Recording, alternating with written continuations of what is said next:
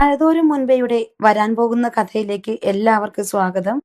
അലീനയുടെ അനാഥാലയത്തിന്റെ ഉദ്ഘാടനം അടുത്തെത്തിയിരിക്കുകയാണ്. അലീന എല്ലാവരും ക്ഷണിക്കുന്നു.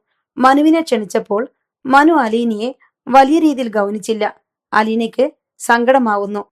ടാനിയക്കും ടെൽസയ്ക്കും എൽസമ്മയ്ക്കുമെല്ലാം വലിയ സങ്കടമാവുകയാണ് അലീന അവിടെ നിന്ന് പോകുന്നതിൽ. ഇത്രയുമാണ് കഴിഞ്ഞ കഥയിൽ നമ്മൾ കേട്ടത്. അടുത്ത കഥയിലേക്ക് പോകുന്നതിന് മുൻപായി ചാനൽ ഇതുവരെ സബ്സ്ക്രൈബ് ചെയ്യാത്തവരുണ്ടെങ്കിൽ സബ്സ്ക്രൈബ് ചെയ്യാനും ലൈക്ക് ചെയ്യാനും കമന്റ് ചെയ്യാനും മറക്കരുത്.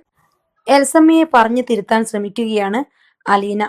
എൻ്റെ ആന്റി, നമ്മളിങ്ങനെ മാറി നിന്നാൽ നമ്മളെ ആർക്കും വേണ്ടാതാകും. നമ്മൾ അങ്ങോട്ട് കയറി ചെന്ന് സ്ഥാനം ഉറപ്പിക്കുക വേണ്ടത്. അത് മറ്റുള്ളവർക്ക് കൂടി ഉപകാരപ്പെടുന്ന വിധത്തിലായിരിക്കണമെന്നേ ഉള്ളൂ.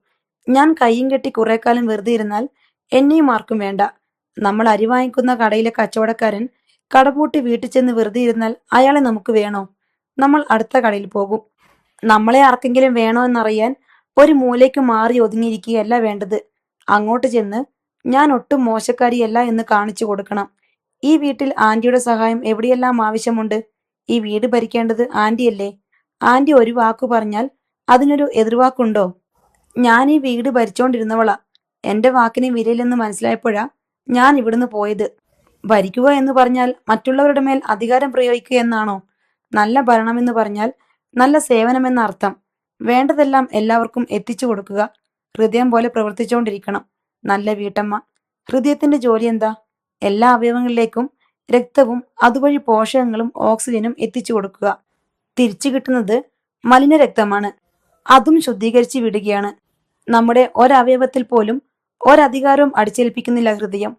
എന്നുവെച്ച് ഹൃദയത്തെ വേണ്ടെന്ന് വയ്ക്കാൻ ഏതെങ്കിലും അവയവത്തിന് സാധിക്കൂ ആന്റി? ഹൃദയം നിലച്ചാൽ എല്ലാം തീർന്നു.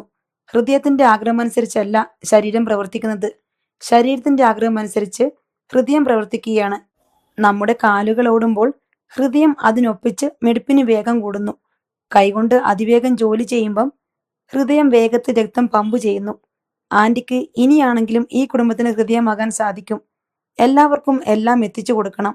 സ്നേഹവും കരുതലും ശ്രദ്ധയും പരിചരണവും ആഹാരവും വസ്ത്രവും മരുന്നും എല്ലാം. അപ്പോ അധികാരം താനേ വന്നോളും. അധികാരം എന്ന് പറയുന്നത് മറ്റുള്ളവരുടെ അംഗീകാരമാണ്. അത് കിട്ടാതെ നമ്മൾ കൽപ്പന പുറപ്പെടുവിച്ചുകൊണ്ടിരുന്നിട്ട് വല്ല കാര്യമുണ്ടോ? മറ്റുള്ളവരുടെ അംഗീകാരം കിട്ടാത്ത അധികാരത്തിന് ആയുസ്സുണ്ടോ? എൽസമ്മ വെറുതെ കേട്ടുകൊണ്ടിരിക്കുക മാത്രം ചെയ്തു. അല്പസമയത്തെ മൗനത്തിന് ശേഷം അവർ ആത്മഗതം പോലെ പറഞ്ഞു, സ്റ്റാൻലിക്ക് എന്നെ വേണ്ട. പിന്നെ ഞാനെന്തിനാ ഇവിടെ? അങ്ങനെ വേണ്ടെന്ന് വയ്ക്കാൻ പറ്റുമോ ആന്റി? ആന്റി മാറി നിൽക്കുന്നത് കൊണ്ടാണ് വേണ്ടാത്തത്. ആ സ്ഥാനത്തേക്ക് വേറെ ആരെങ്കിലും വന്നോ? ഇല്ലല്ലോ. ആ സ്ഥാനം എപ്പോഴും ഒഴിഞ്ഞു കിടക്കുകയാണ്. പക്ഷേ അവകാശവും അധികാരവും സ്ഥാപിക്കാൻ ചെന്നാൽ കിട്ടിയെന്ന് വരില്ല. ക്ഷമാപണത്തോടെ സേവന സന്നദ്ധതയോടെ ചെല്ലണം. അലീന, ഞാൻ കഴക്കൂട്ടത്തേക്ക് വന്നാലോ? നിനക്ക് എന്തെങ്കിലും സഹായം ചെയ്തു തരാം. ആദ്യം ആന്റിയുടെ ഇവിടുത്തെ ജോലി തീരട്ടെ. അത് കഴിയുമ്പം ഞാൻ തന്നെ വന്ന് കൊണ്ടുപോയിക്കോളാം. ആന്റിയുടെ സഹായം തീർച്ചയായിട്ടും എനിക്കവിടെ വേണ്ടി വരും. പക്ഷേ ഇവിടുത്തെ പരീക്ഷ പാസ്സാകണം. അലീന ചിരിച്ചു. അവൾ സാധാരണ യാത്ര പോകുമ്പോൾ ചെയ്യാറുള്ളതുപോലെ എൽസമ്മയെ ആശ്ലേഷിക്കുകയും പുറത്തു തഴുകുകയും നെറുകയിൽ മുകരുകയും ചെയ്തു. നീ ഇനി എന്നാ വരുന്നേ? ഞാൻ എല്ലാ ആഴ്ചയും വരും, പോരെ? എൽസമ്മ സമ്മതമോ വിസമ്മതമോ എന്നറിയാത്ത മട്ടിൽ തലയാട്ടി. അലീന ഔതക്കുട്ടിച്ചാനോട് യാത്ര പറയാൻ ചെന്നപ്പോൾ അയാൾ ലെതർ ബാഗ് എടുത്തു വെച്ച് അത് ഡ്രസ്സും ബ്രഷും പേസ്റ്റും ഒക്കെ അടുക്കുകയാണ്. വല്ലിപ്പച്ചൻ എങ്ങോട്ട് പോണു? അലീന ആശ്ചര്യപ്പെട്ടു. അല്ല, ഞാൻ ആലോചിക്കുമായിരുന്നു, ഞാനിതിനാ ഇവിടെ കിടക്കുന്നേ?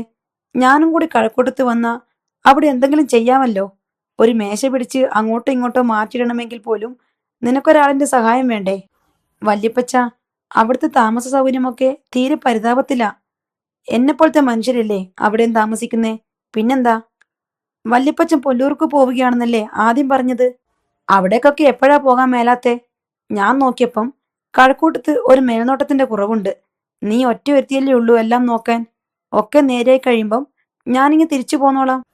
എന്നാലും വല്യപ്പച്ചൻ ഒരനാഥാലയത്തിൽ വന്ന് താമസിക്കാന്നൊക്കെ പറയുമ്പോ അലീനയ്ക്ക് വല്ലായ്മയായി. ഒരു കുറച്ചിലുമില്ല. നീ താമസിച്ച സ്ഥലമല്ലേ, എത്ര കാലം വേണമെങ്കിലും താമസിക്കാം.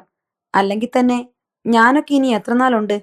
പിന്നെ നീ അനുഭവിച്ചുകൊണ്ടിരുന്ന സുഖവും ഒന്ന് അറിയണമല്ലോ. അലീന ഔതക്കുട്ടിച്ചന്റെ മുഖത്തേക്ക് തന്നെ നോക്കി നിമിഷങ്ങളോളം നിന്നു. എന്നാ സമയം കളയാതെ ഇറങ്ങാ, ഞാൻ റെഡിയാ. അലീനയ്ക്ക് എല്ലാവരോടും യാത്ര പറയണമായിരുന്നു. രാജപ്പൻ ചേട്ടൻ, ആൻ്റപ്പൻ ചേട്ടൻ, ബൈജു, പൗലോസ് ചേട്ടൻ, നായ്ക്കൾ, കിളികൾ, പ്രാവുകൾ, പൂച്ചെടികൾ. അവൾ യാത്ര പറഞ്ഞപ്പോൾ ബൈജു ചിരിച്ചു. എന്നോടെന്തിനാ യാത്ര പറയുന്നേ? ഇനി എന്റെ ഡ്യൂട്ടി മിക്കവാറും കുളത്തുപുഴ കഴക്കൂട്ടം ഷട്ടിൽ സർവീസ് ആയിരിക്കും. പൗലോസ് ചേട്ടന് അല്പ സങ്കടമുണ്ടായിരുന്നു. എന്റെ കുഞ്ഞെ, അന്നത്തെ വകതിരിവ് കേടിന് ഞാൻ വല്ലതും പറയോ പ്രവർത്തിക്കുകയോ ചെയ്തിട്ടുണ്ടെങ്കിൽ ക്ഷമിച്ചേക്കണേ. അതൊക്കെ ഞാൻ എപ്പോഴേ മറന്നു പൗലോസ് ചേട്ടാ, അലീന ചിരിച്ചുകൊണ്ട് പറഞ്ഞു. അലീന കാറിന്റെ സ്വിച്ച് കീ സ്റ്റാൻലിയെ തിരിച്ചേൽപ്പിച്ചപ്പോൾ അയാൾ ആശ്ചര്യപ്പെട്ട് ചോദിച്ചു, എന്താ, നിനക്ക് കാർ വേണ്ടേ?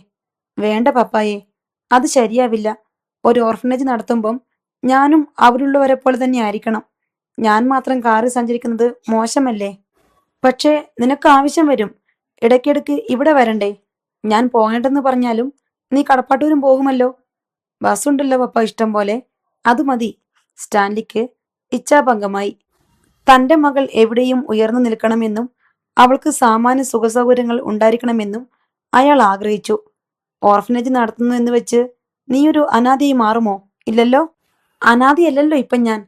പക്ഷേ അവിടുത്തെ ഒരാളെ പോലെ തന്നെ ജീവിക്കണം. ബ്രീത്ത മമ്മി അങ്ങനെയായിരുന്നു. ഞങ്ങൾക്ക് തന്നതിൽ കൂടുതലായി ഒരു ചായ പോലും കഴിച്ചിട്ടില്ല. സ്റ്റാൻലി വിസമ്മതാർത്ഥത്തിൽ ശിരസനക്കി. പപ്പി എന്തിനാ വിഷമിക്കുന്നേ? പപ്പി എനിക്ക് തരുന്ന കാറിനേക്കാൾ, വിലയേറിയ ഡ്രസ്സിനേക്കാൾ, രുചിയുള്ള ഭക്ഷണത്തെക്കാൾ എത്രയോ വിലപിടിച്ച സമ്മാനം എനിക്ക് തന്നു കഴിഞ്ഞു. സ്നേഹനികേതനം. അതിൽ കൂടുതൽ എന്നെ സന്തോഷിപ്പിക്കാൻ പപ്പയ്ക്ക് പറ്റില്ല. സ്റ്റാൻലി അപ്പോഴും പതിയെ ശിരസനക്കി. പപ്പ, പപ്പയോട് എല്ലാം പറഞ്ഞു കഴിഞ്ഞു. ആ ഡോക്ടർ പറഞ്ഞത് പപ്പ എപ്പോഴും ഓർക്കണം. ആന്റിക്ക് എപ്പോഴും സങ്കടമാണ്. പപ്പയുടെ കുറ്റം കൊണ്ടാണെന്ന ആന്റിയുടെ വിശ്വാസം. അത് നമ്മൾക്ക് തിരുത്താൻ പറ്റില്ല. സ്വന്തം വാക്കും പ്രവൃത്തിയും കൊണ്ടാണ് ഈ ദുരിതങ്ങളെല്ലാം വന്നതെന്ന് മരണം വരെയും ആന്റിക്ക് തിരിച്ചറിയാൻ പറ്റില്ല. അപ്പോ പിന്നെ നമ്മൾ അങ്ങോട്ട് ദേഷ്യപ്പെടുന്നതൊക്കെ വെറുതെയാ. പൊട്ടക്കണ്ണനോട് നിനക്ക് വഴിനോക്കി നടന്നോടെ എന്ന് ചോദിക്കുന്ന പോലെ. പപ്പ ആന്റിയുടെ അടുത്ത് ഒരിക്കലും ദേഷ്യപ്പെടരുത് കേട്ടോ. വല്ലപ്പോഴും അടുത്ത് ചെന്ന് എന്തെങ്കിലും സംസാരിക്കണം. ചിലപ്പോ മറുപടി ഒന്നും പറഞ്ഞില്ലെന്നിരിക്കും, ചിലപ്പോ കരഞ്ഞെന്നിരിക്കും. എന്നാലും സംസാരിക്കണം. ജീവിതകാലം മുഴുവൻ തന്നെത്താൻ ശിക്ഷ വിധിച്ച ഒരാളെ കാണുന്ന സഹതാപത്തോടെ കാണണം. എനിക്കറിയാം, നീ പ്രത്യേകിച്ച് പറയണ്ട. സ്റ്റാൻലി അസ്വസ്ഥനായി. പപ്പായെ, ടാനിയുടെ കാര്യം, ടെൽസിയും ടോജോയും ഒന്നും പപ്പ നോക്കണ്ട. അവളെ ശ്രദ്ധിച്ചേക്കണേ.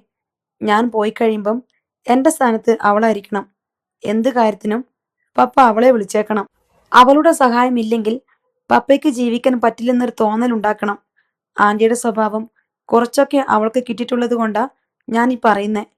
പപ്പ എവിടെയെങ്കിലും പോകുമ്പം അവളെയും കൊണ്ടുപോകണം.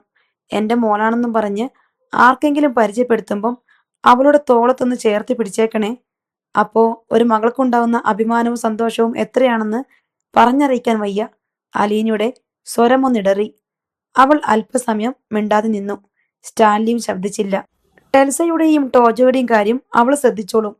പരീക്ഷ കഴിയുമ്പം ടെൽസിയെ എന്റെ കൂടെ വിട്ടേക്കണേ പപ്പ. കഴക്കൂട്ടത്ത് നല്ല സ്കൂളുണ്ട്. അവളുടെ ബുദ്ധിയൊക്കെ ശരിയായി വന്നോളും.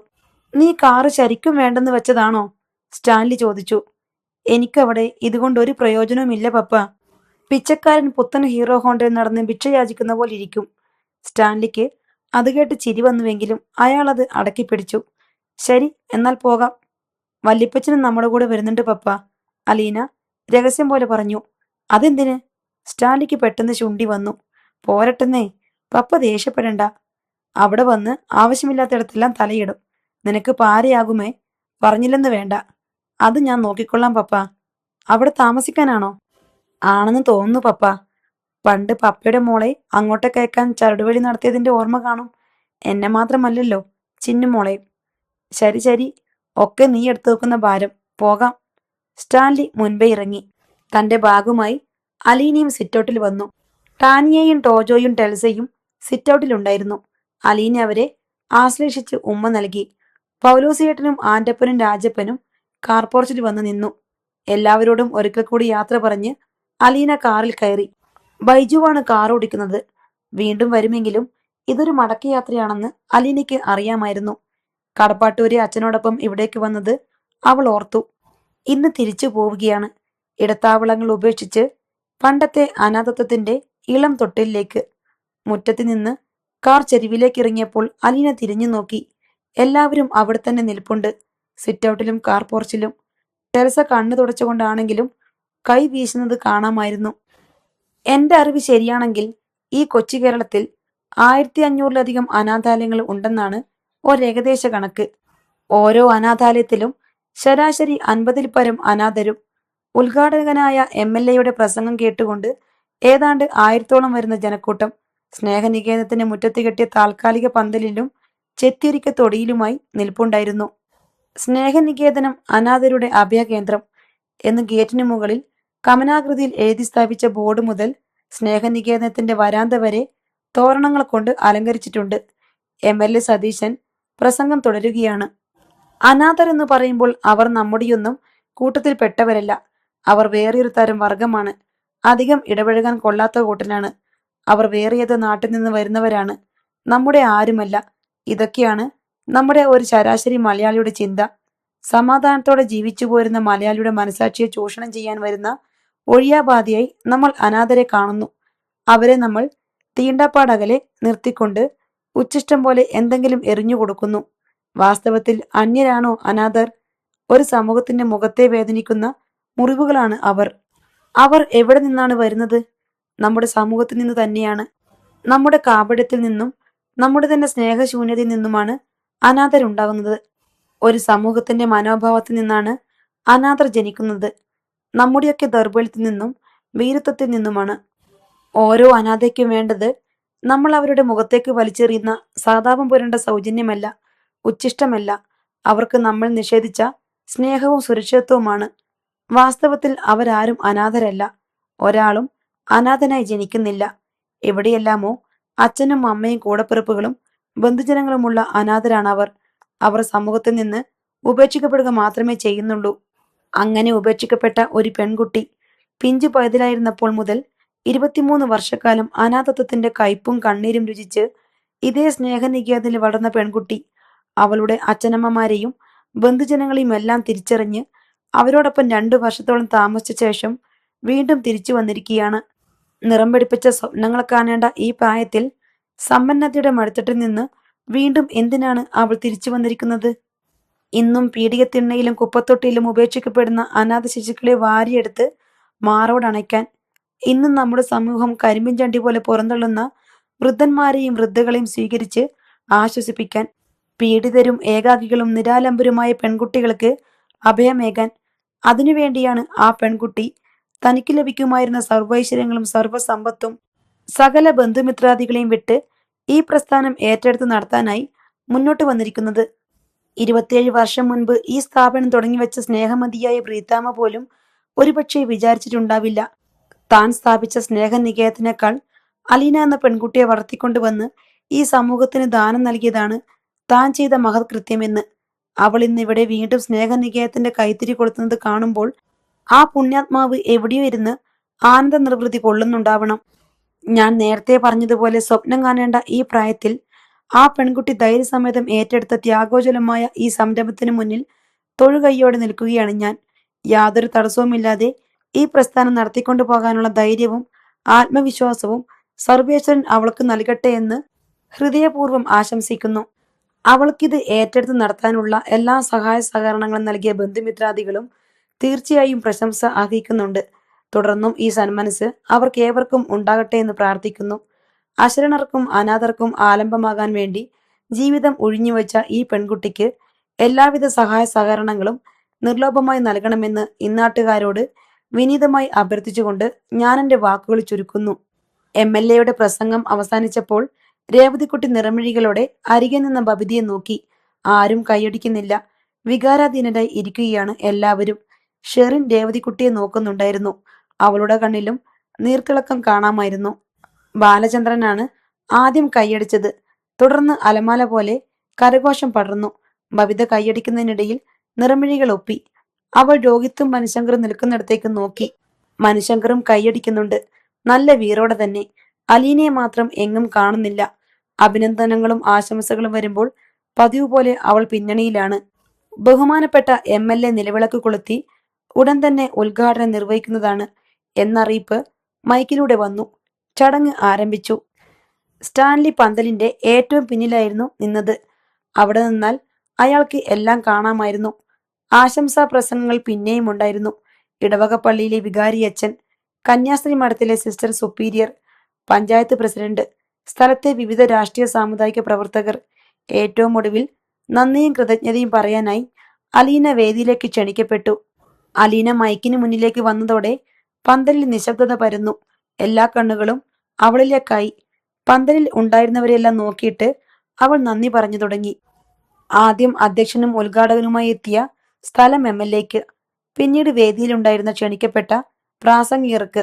ഓരോരുത്തരുടെയും പേരെടുത്ത് പറഞ്ഞ് അവൾ കൃതജ്ഞത പ്രകാശിപ്പിച്ചു. ഇനി സ്നേഹനികേതനെപ്പറ്റി ഇത്തിരി പറഞ്ഞോട്ടെ. ഞാൻ വളർന്ന പിള്ളത്തൊട്ടിലാണിത്. ഓർമ്മ മുളയ്ക്കുന്നത് ഇവിടെ വച്ചാണ്. ഞാൻ കരഞ്ഞുകൊണ്ട് ഈ മുറ്റത്ത് ഇരിക്കുകയായിരുന്നു. എന്റെ കളിപ്പാട്ടം കാണാനില്ല. ഞാൻ കളിച്ചുകൊണ്ടിരിക്കുകയായിരുന്നു. ഒച്ച വെച്ച് ഞാൻ കരഞ്ഞു. മോളെ എന്ന് വിളിച്ചുകൊണ്ട് ബ്രീത്ത മമ്മി എവിടുന്നോ ഓടി വന്ന് എന്നെ വാരിയെടുത്തു. അതാണ് ഈ ലോകത്ത് ജനിച്ച ശേഷം എന്റെ ആദ്യത്തെ ഓർമ്മ. എനിക്ക് 2-3 വയസ്സുണ്ടാവും. എന്നെ ആദ്യമായി മോളെ എന്ന് വിളിച്ചത് ബ്രീത്ത മമ്മിയായിരുന്നു. ഓർമ്മ ഉറയ്ക്കുന്നതുവരെ ബ്രീത്ത മമ്മിയാണ് എന്റെ അമ്മ എന്ന് ഞാൻ വിശ്വസിച്ചു. എന്റെ അമ്മയോട് ഞാൻ വഴക്കിട്ടു, പിണങ്ങി, ശാഠ്യം പിടിച്ച് കരഞ്ഞു. എന്റെ കൊച്ചു കൈവച്ച് അടിക്കുകയും മാന്തുകയും ചെയ്തു. ഒരു കുഞ്ഞ് അതിന്റെ അമ്മയോട് കാണിക്കുന്ന എല്ലാ സ്വാതന്ത്ര്യവും ഞാൻ കാട്ടിയിരുന്നു. പിന്നീട് എനിക്ക് മനസ്സിലായി, ബ്രീത്ത മമ്മി എന്റെ അമ്മയല്ലെന്ന്, ഞാനൊരു അനാഥയാണെന്ന്. ഞാനതറിഞ്ഞ ശേഷം ബ്രീത്ത മമ്മി മുൻപത്തേക്കാൾ കൂടുതലായി എന്നെ സ്നേഹിച്ചു. എന്റെ അമ്മ വേറെ ആരോ ആണല്ലോ എന്ന് കരുതി ഞാൻ അവരെ സ്നേഹിക്കാതിരുന്നു. പക്ഷേ ഇപ്പോഴെനിക്ക് തിരിച്ചറിയാം, ബ്രീത്ത മമ്മിയെപ്പോലെ ഒരു അമ്മയെ ഈ ലോകത്ത് ഒരു മകൾക്കും കിട്ടുകയില്ലെന്ന്. എന്റെ ജീവിതത്തിലെ ഏറ്റവും വലിയ ഭാഗ്യമായിരുന്നു ആ അമ്മയുടെ മകളായി വളരാൻ കഴിഞ്ഞത്. ആ അമ്മയോട് നന്ദി പറഞ്ഞുകൊണ്ട് പാവനമായ ആ സ്മരണയ്ക്ക് മുന്നിൽ സ്നേഹനികേതനവും അതിലെ അന്തേവാസികളെയും അതിന്റെ ഭാവിയെയും സമർപ്പിച്ചു കൊള്ളട്ടെ. ഇനി എനിക്ക് നന്ദി പറയാനുള്ളത് എന്റെ അച്ഛനോടാണ്. അനാദിയായിരുന്ന എനിക്ക് ഈ ലോകത്ത് ആദ്യമായി എന്നെ അംഗീകരിച്ച ബന്ധുവാണ് എന്റെ അച്ഛൻ. അദ്ദേഹം ഇവിടെയുണ്ട്. ബാലചന്ദ്ര മേനോൻ എന്നാണ് അദ്ദേഹത്തിന്റെ പേര്. എന്നെ ഏറ്റവും അധികം വെറുക്കേണ്ട ആളായിരുന്നു അച്ഛൻ. എന്നിട്ടുകൂടി അദ്ദേഹം തന്ന സ്നേഹവും വാത്സല്യവും സഹായവും എത്ര വിലയേറിയതാണെന്ന് എനിക്ക് മാത്രമേ അറിയൂ. അദ്ദേഹം മുഖേനയാണ് എന്റെ പ്രിയപ്പെട്ട സഹോദരങ്ങളടക്കമുള്ള എല്ലാ ബന്ധുക്കളെയും അതുവഴി എല്ലാ സൗഭാഗ്യങ്ങളും എനിക്ക് കിട്ടിയത്. അടുത്തതായി എന്റെ പപ്പയോടാണ് നന്ദി പറയാനുള്ളത്. 2 വർഷം മുൻപ് നഷ്ടപ്പെട്ടു പോയ സ്നേഹനികേതനം വീണ്ടെടുക്കാനും ഞാനിന്ന് ഈ മൈക്കിന് മുന്നിൽ നിൽക്കാനുമുള്ള കാരണം ഒരേ ഒരാളാണ്, എന്റെ പപ്പ. കഷ്ടിച്ച് 1 വർഷം മാത്രമേ പപ്പയോടൊപ്പം ഞാൻ താമസിച്ചിട്ടുള്ളൂ. എങ്കിലും 1000 വർഷത്തേക്കുള്ള സ്നേഹം പപ്പ സൂക്ഷിച്ചു വച്ചിട്ടുണ്ടായിരുന്നു. 23 വർഷം സ്വന്തം മകൾ ഒരു ഓർഫനേജിൽ അനാഥയെ പോലെ ജീവിച്ചു എന്നത് പപ്പയുടെ മനസ്സിലെ നീറുന്ന ഓർമ്മയാണെന്ന് എനിക്കറിയാം. അതിന്റെ പേരിൽ ഞാൻ പപ്പയോട് വാങ്ങിയിട്ടുള്ള സൗജന്യങ്ങൾക്ക് കണക്കില്ല. ഇനിയുള്ളത് ഈ സ്നേഹനികേതനത്തിന്റെ പുനരുദ്ധാരണത്തിന് വേണ്ടി എല്ലാവിധ സഹായ സഹകരണങ്ങളും നൽകിയ എന്റെ ബന്ധുജനങ്ങളും സുഹൃത്തുക്കളുമാണ്. എല്ലാവരോടും നന്ദിയും കൃതജ്ഞതയും പറഞ്ഞുകൊള്ളട്ടെ. പിന്നെ ഈ നാട്ടുകാരോടും നന്ദിയും കൃതജ്ഞതയും പറയാനുണ്ട്. ഞാൻ ഈ നാടിന്റെ ചോറുണ്ടാണ് വളർന്നത്. എനിക്കു മാത്രമല്ല, സ്നേഹനികേതനത്തിൽ ഉണ്ടായിരുന്ന ഓരോരുത്തർക്കും അന്നം നൽകിയവരാണ് അവർ. തുടർന്നും അവരുടെ എല്ലാം സഹായ സഹകരണങ്ങൾ ഞങ്ങൾ പ്രതീക്ഷിക്കുന്നുണ്ട്. വീണ്ടും ഒരിക്കൽ കൂടി എല്ലാവരെയും സ്മരിച്ചുകൊണ്ടും നന്ദിയും കൃതജ്ഞതയും വാക്കുകളുടെ പ്രകാശിപ്പിച്ചുകൊണ്ടും അലീന മറുപടി പ്രസംഗം അവസാനിപ്പിച്ചു. യോഗാനന്തരം ചെറിയൊരു ചായ സൽക്കാരം ഉണ്ടായിരുന്നു. അലീന സന്തോഷവതിയായി എല്ലായിടത്തും ഓടി നടന്നു. അവൾ മനുശങ്കറും രോഹിത്തും ബബിതയും കൃഷ്ണജിയുമെല്ലാം ഇരുന്നിടത്ത് എത്തി. ഞാൻ സംസാരിച്ചത് ബോറായി പോയ മനുവേട്ട? അവൾ ചോദിച്ചു. സാമാന്യം. പപ്പയെപ്പറ്റി പൊക്കി പറയാൻ എന്താ ഉത്സാഹം? ഞാൻ അച്ഛനെപ്പറ്റിയും പറഞ്ഞല്ലോ. അലീനയുടെ മുഖം വാടി. നന്നായിരുന്നു അലീന ചേച്ചി. ആരെയും ഒരുപാട് പൊക്കി പറഞ്ഞില്ല. എല്ലാം കൃത്യമായിരുന്നു. ഈ മനുവേട്ടന്റെ കുശുമ്പ, ബബിത പറഞ്ഞു. ഓ, നിന്റെ സർട്ടിഫിക്കറ്റ് മാത്രം മതിയല്ലോ, മനുശങ്കർ അവളെ കളിയാക്കി. അതുകൊണ്ടല്ല ബബിതേ, മനുവേട്ടനെ അലീന ചേച്ചിയുടെ പപ്പയോട് ഇത്തിരി ദേഷ്യമുണ്ട്, അതാ. രേവതിക്കുട്ടി മനുവിനെ കളിയാക്കി. നിന്റെ കാര്യങ്ങളൊക്കെ ഭംഗിയായിട്ട് നടത്തിത്തരാൻ ഇഷ്ടം പോലെ ആളുണ്ടല്ലോ അല്ലേ? അത് പറഞ്ഞിട്ട് മനുശങ്കർ രോഹിത്തിനെ നോക്കി. അതെ, ചായക്കകത്തൊരു ഉറുമ്പ്. രോഹിത്ത് ചായക്കപ്പിൽ സൂക്ഷിച്ചു നോക്കി ഉറുമ്പിനെ എടുത്ത് കളയുന്നതായി ഭാവിച്ചു.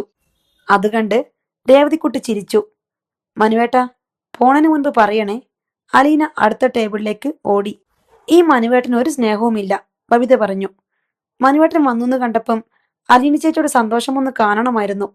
പിണങ്ങിപ്പോയ ആള് തിരിച്ചു വന്ന പോലെ. എനിക്ക് സ്നേഹമില്ലഞ്ഞിട്ടാനോടി ജോലി പോലും അവിടെ ഇട്ടിട്ട് ലീവില്ലാത്ത നേരത്ത് ബാംഗ്ലൂരിൽ നിന്ന് ഓടി വന്നത്. പിന്നെ പിണക്കം ഉള്ളത് തന്നെയാ. അലീന ചേച്ചിയുടെ സിറ്റുവേഷൻസ് ഒക്കെ അറിഞ്ഞുകൂടെ മനുവേട്ട? പിന്നെ ഇതിനെ പിണക്കം? ഒരല്പം നൊമ്പരം കിടക്കണം മനസ്സിൽ. അല്ലെങ്കിലേ അനാഥരുടെ പ്രശ്നങ്ങളുമായിട്ട് ഓടി നടക്കുമ്പം നമ്മളെ തീരെ അങ്ങ് മറന്നുപോകും. മനുശങ്കർ തെല്ല് കുസൃതിയോടെ പറഞ്ഞു. മനുവേട്ടൻ ധൃതിയാണെങ്കിലേ വേറൊരു കല്യാണം കഴിച്ചോന്നേ, പ്രശ്നമില്ലല്ലോ, ബബിത പറഞ്ഞു. നീ ഞങ്ങളെ ഒന്നിപ്പിക്കുന്നതിന് പകരം പിരിക്കാനിരിക്കുവാനോടി. ഞാൻ ഈ ചായ നിന്റെ തലവഴി ഒഴിക്കും. മനുശങ്കർ അവളുടെ തലയ്ക്ക് നേരെ ചായക്കപ്പ് ഉയർത്തിക്കൊണ്ട് പറഞ്ഞു. അലീന മാമച്ചനും ഗ്രേസമ്മയും ഷെറിനും ഇരിക്കുന്നിടത്ത് എത്തിയിരുന്നു. ടോണിയുമുണ്ട് അവരോടൊപ്പം. ചിന്നുമോൾ അവന്റെ മടിയിൽ കയറി ഇരിക്കുകയാണ്. അലീന അവരോട് അല്പനേരം സംസാരിച്ചു. ഇത്തവണ തിരിച്ചു പോകുമ്പോൾ ഷെറിനെ കൂടി കൊണ്ടുപോവുകയാണെന്ന് ടോണി പറഞ്ഞു. ചിന്നുമോൾ മാമച്ചന്റെ വീട്ടിൽ തന്നെ നിൽക്കും. അവൾ അവർക്ക് അവകാശപ്പെട്ടതാണെന്ന് ഏറെക്കുറെ അംഗീകരിക്കപ്പെട്ടു കഴിഞ്ഞു. മകളെ വിട്ടുപോകുന്നതിൽ ഷെറിന് വേദനയുണ്ടെങ്കിലും ജീവിതം ഇങ്ങനെയൊക്കെയാണെന്ന് അവൾ തിരിച്ചറിയുന്നു. ആരും സഹായത്തിനില്ലാതെ ഒരു മുഴുഭ്രാന്തിയായി കഴിയേണ്ട അവസ്ഥയിൽ നിന്നുമാണ് ഇത്രത്തോളം എത്തിച്ചേർന്നിരിക്കുന്നത്. കുഞ്ഞിനെ തിരിച്ചു കിട്ടി, ഭർത്താവിനെയും. വലിയ നേട്ടങ്ങൾക്കിടയിൽ ചെറിയ ചില നഷ്ടങ്ങൾ അംഗീകരിച്ചേ പറ്റൂ. കൊല്ലപ്പള്ളിയിൽ നിന്ന് കമലം മാത്രം വന്നില്ല. അതിനേക്കാൾ അലീനയെ അത്ഭുതപ്പെടുത്തിയത് ശിവശങ്കരനോടൊപ്പം ഹരിശങ്കറും വന്നതാണ്. രഞ്ജിനിയും സൗദാമിനിയമ്മയും അവരോടൊപ്പം ഉണ്ടായിരുന്നു. നീലഗിരിയിൽ നിന്ന് ഗംഗാധരനും മാലതിയും വന്നിട്ടുണ്ട്. തിരുവനന്തപുരത്ത് നിന്ന് ശ്രീകുമാർ. പപ്പ സകുടുംബമാണ് എത്തിയത് എന്നുള്ളത് അലീനയെ ഏറ്റവും അധികം ആഹ്ലാദിപ്പിച്ചു. എൽസമ്മയും ടാനിയയും ടെൽസയും ടോജോയും.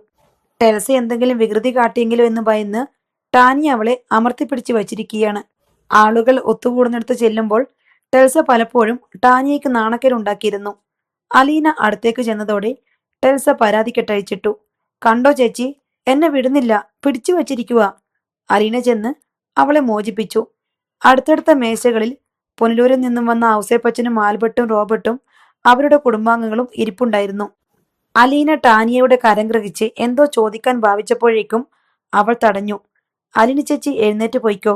എനിക്കറിയാം 2 ദിവസമായി ഉറങ്ങിയിട്ട് പോലും ഇല്ലാന്ന്. നമുക്ക് സംസാരിക്കാൻ ഇനിയും സമയം കിട്ടുമല്ലോ. Thank you. അലീന പുഞ്ചിരിച്ചിട്ട് അവളുടെ നെറ്റിയിലൊന്ന് തലോടിയിട്ട് എഴുന്നേറ്റ് പോയി. അവളുടെ വിരലിൽ തൂങ്ങി ടെലസിയും നടന്നു. ഇതിനിടയിൽ അലീന ചേച്ചി എന്ന് വിളിച്ചുകൊണ്ട് ശരണ്യ എവിടുന്നോ ഓടി വന്നു. ഷോ, ഞാൻ താമസിച്ചു പോയല്ലോ ചേച്ചി, ബസ് ലേറ്റായതാ. സാരമില്ലടി, നീ വന്നല്ലോ, അത്രേ മതി. അലീന അവളെ ഒരിടത്ത് പിടിച്ചിരുത്തി ചായ കൊടുത്തു. അതിനുശേഷം ഇപ്പം വരാമേ എന്ന് പറഞ്ഞ് സൗദാമിനി അമ്മയുടെ അടുത്തേക്ക് പോയി. ഗംഗാധരനും മാലതിയും ഇരിക്കുന്നിടത്താണ് അവൾ. അലീന അവരുടെ അരികെ ചെന്നിരുന്നു. നന്നായി മോളെ, അസലായി. എന്റെ മോൾ എത്ര വർഷം ജീവിച്ച സ്ഥലമായത്. എനിക്കിവിടെ വരാനും ഇതെല്ലാം കാണാനും സാധിച്ചല്ലോ. അലീനയുടെ കൈവിരലുകളിൽ തെരിപ്പിടിപ്പിച്ചുകൊണ്ട് സൗദാമിനി അമ്മ പറഞ്ഞു. മുത്തശ്ശി ഇനി എന്റെ കൂടിയല്ലേ? സംശയ നിവൃത്തിക്കായി അവൾ ഗംഗാധരനെ നോക്കി. കൊല്ലപ്പള്ളിയിലെ അങ്കിൾ പറഞ്ഞത് നീലഗിരിയിലെ അങ്കിളിനോട് ചോദിക്കട്ടെന്നാ. ഇപ്പോൾ എന്തായാലും വേണ്ട, അമ്മ ഞങ്ങളുടെ കൂടെ തിരിച്ചു പോരട്ടെ. നിന്റെ ഈ തിരക്കും ബഹളവുമെല്ലാം ഒഴിഞ്ഞ് ഇവിടുത്തെ പ്രവർത്തനങ്ങൾ ഒന്ന് ചിട്ടയായി കഴിഞ്ഞ ശേഷം നീ വന്ന് കൂട്ടിക്കൊണ്ടുപോയിക്കോ, ഗംഗാധരൻ പറഞ്ഞു. അങ്ങനെ ചെയ്യാമെന്ന് അലീന സമ്മതിച്ചു. അവൾ പോയി സ്റ്റാൻലിയെ വിളിച്ചുകൊണ്ടുവന്ന് അവരുടെ മുന്നിൽ നിർത്തി. എന്റെ പപ്പയെ പരിചയപ്പെട്ടില്ലല്ലോ. 24 വർഷങ്ങൾക്ക് ശേഷം കാണുകയാണ് ഗംഗാധര മേനോൻ സ്റ്റാൻലിയെ. ആഗ്രയിലെ ദിവസങ്ങൾ ഗംഗാധരന് ഓർമ്മ വന്നു. തന്റെ കീഴുദ്യോഗസ്ഥനായിരുന്ന സൈനികൻ, ധീരനും കരുത്തനും ചുറുചുറുക്കുള്ളവനും. അതായിരുന്നു സ്റ്റാൻലിയെക്കുറിച്ചുള്ള തന്റെ അന്നത്തെ വിലയിരുത്തലെന്ന് ഗംഗാധരൻ ഓർത്തു. ഗംഗാധരൻ ഹസ്തദാനത്തിനായി കൈനീട്ടി. തന്റെ ക്വാർട്ടേഴ്സിലെ ഈ നിത്യസന്ദർശകൻ വൈജയന്തിയെ കാണാനാണ് വന്നുകൊണ്ടിരുന്നതെന്ന് അന്ന് താൻ അറിഞ്ഞിരുന്നില്ല എന്ന് ഓർക്കുകയായിരുന്നു ഗംഗാധരൻ. അവർ തമ്മിൽ പരസ്പരം സംസാരിച്ചുകൊണ്ട് നിന്നപ്പോൾ അലീന രണ്ടുപേരെയും കൗതുകത്തോടെ നോക്കിക്കൊണ്ട് നിന്നു. 2 പട്ടാള ഓഫീസർമാർ പരിചയം പുതുക്കുകയാണ്. അലീന പപ്പയ്ക്ക് മുത്തശ്ശിയെ പരിചയപ്പെടുത്തി. ഞാനൊരിക്കൽ കൊല്ലപ്പള്ളി തറവാട്ടിൽ വന്നിട്ടുണ്ട്. അന്ന് കണ്ടിട്ടുണ്ടായിരിക്കണം, ഓർക്കുന്നില്ല, സ്റ്റാൻലി പറഞ്ഞു. സൗദാമിനിയമ്മയുടെ ഓർമ്മയിൽ എവിടെയോ ഒരു ആൾരൂപം കിടപ്പുണ്ട്. മഴയുള്ള ഒരു ദിവസം വൈജയന്തിയെ തിരക്കി ഒരു ചെറുപ്പക്കാരൻ വന്നു. അയാൾക്ക് വൈജയന്തിയെ കാണണം. അവൾ ഗർഭിണിയായിരുന്നു. അവൾക്ക് എന്ത് സംഭവിച്ചു എന്നറിയണം. അന്ന് ശിവശങ്കരനും രാജീവും കുഞ്ഞിരാമ മേനോനും കൂടി ആ ചെറുപ്പക്കാരനെ തല്ലാൻ ചെന്നു. അയാളുടെ നേർക്ക് അട്ടഹസിച്ചു. അപമാനിതനായ ആ ചെറുപ്പക്കാരൻ മഴയത്തുകൂടി തിരികെ നടന്നുപോയി. 25 വർഷം മുൻപായിരുന്നു അത്. ഇന്ന് ആ രൂപമല്ല, തിരിച്ചറിയാൻ പോലും പറ്റുന്നില്ല. എന്നാലും സൗദാമിനി അമ്മയുടെ മനസ്സിൽ വികാരങ്ങളുടെ വേലിയേറ്റമുണ്ടായി. തന്റെ മകൾ പ്രാണൻ കൊടുത്ത് സ്നേഹിച്ച പുരുഷൻ, അവൾ പ്രസവിച്ച കുഞ്ഞിന്റെ അച്ഛൻ. സൗദാമിനിയമ്മ നിറകണ്ണുകളോടെ അയാളുടെ നേർക്ക് കൈകൂപ്പി. അറിയാതെ സ്റ്റാൻലിയും അങ്ങനെ തന്നെ ചെയ്തു. രണ്ടുപേരും തമ്മിൽ ഒരക്ഷരം പോലും സംസാരിച്ചില്ല. എങ്കിലും വാക്കുകളുടെ സമുദ്രം അവർക്കിടയിൽ ഇളകിമറഞ്ഞു. അതിന്റെ ഇരുകരകളിലായി അവർ നിന്നു. ഇത്രയുമാണ് ഇന്നത്തെ കഥ. അടുത്ത കഥയുമായി വീണ്ടും വരാം. ബായ്.